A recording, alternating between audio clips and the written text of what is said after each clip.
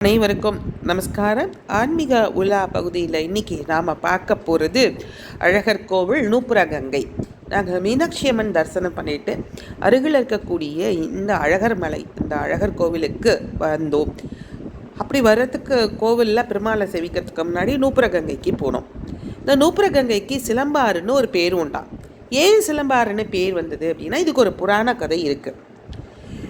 பெருமாள் அவதாரங்கள் எடுக்கிறார். 9 அவதாரங்கள் தான் எடுத்திருக்கார். இன்னும் 10வது அவதாரம் எடுக்கல, கல்கி அவதாரம். இந்த வாமன அவதாரம் 9 அவதாரங்களுக்குள்ள ஒன்று வாமன அவதாரம். இந்த வாமன அவதாரத்தில் 2 அடி திருக்குறளப்பனாக அவதரித்து ஆனால் ஓங்கி உலகளந்த உத்தமனாக மாறுகிறார். மகாபலி சக்கரவர்த்திகிட்ட போய் 3 அடி மண் யாச்சகம் கேட்குறார்.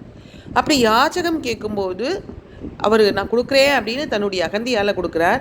ஆனால் பெருமாள் என்ன பண்ணுறார், கீழே ஒரு அடி வைக்கிறார். மேலே தன்னுடைய காலை ஒசத்தி கொண்டே மேலே போயிட்டே இருக்கார். வளர்ந்து கொண்டே போகிறார்.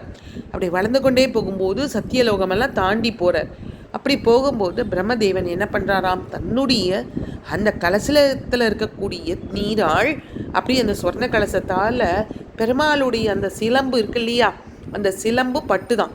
அதனால் அந்த திருவடிக்கு அபிஷேகம் பண்ணுறார்.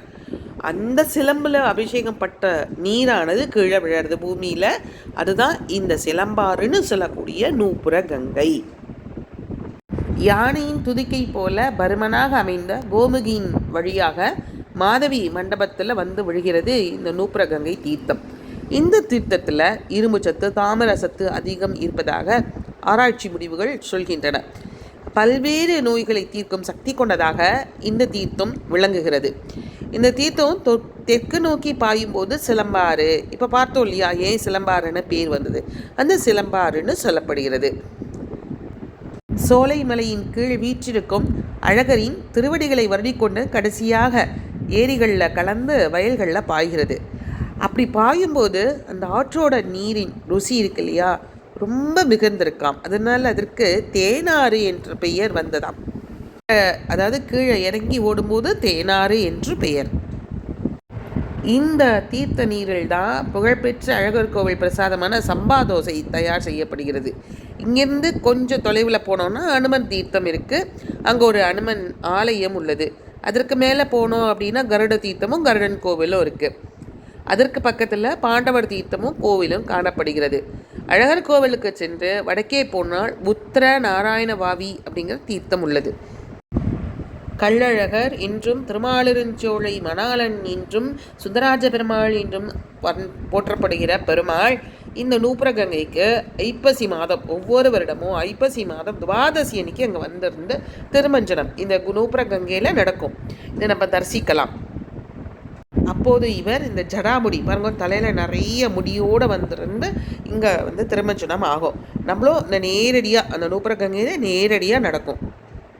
பெரியாழ்வார் திருமொழியில் இந்த சிலம்பாறு குறித்து சொல்கிறார். அலம்பா வெறிட்டா கொன்று திரியும் தனக்கரை குளம்பாள் படுத்து குளவிளக்காய் நின்ற கோன் மலை சிலம்பார்க்க வந்து தெய்வ மகளிர்கள் ஆடும் சீர் சிலம்பாறு பாயும் தென் திருமாலிரும் சோலையே அப்படின்னு சொல்கிறார். இந்த நூப்புர கங்கை தீர்த்தக்கரையில் ஒரு பெண் காவல் தெய்வம் இருக்குது. அதுக்கு ராக்காயியம்மன் பேர். திருமாலிருஞ்சோலை பெருமாள் இந்த சுந்தராஜ பெருமாளுக்கு அபரஞ்சி அப்படிங்கிற அரிய வகை தங்கத்தால் ஆனவர். அதனால் இந்த நூப்புர கங்கை தீர்த்தம் கொண்டு தான் திருமஞ்சனம் செய்யப்படுகிறது.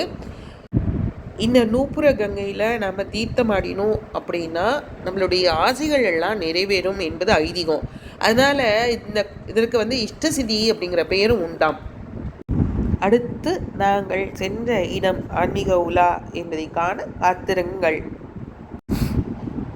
பெருமை வாய்ந்த இந்த நூப்புர கங்கையில் முடிந்தால் நீங்களும் சென்று அங்கே தீர்த்தமாடிவிட்டு அழகர் மலை சுந்தராஜ பெருமாளின் அருளையும் ராக்காயம்மன் அருளையும் பெற்று வருமாறு வேண்டிக் கொள்கிறேன். நன்றி.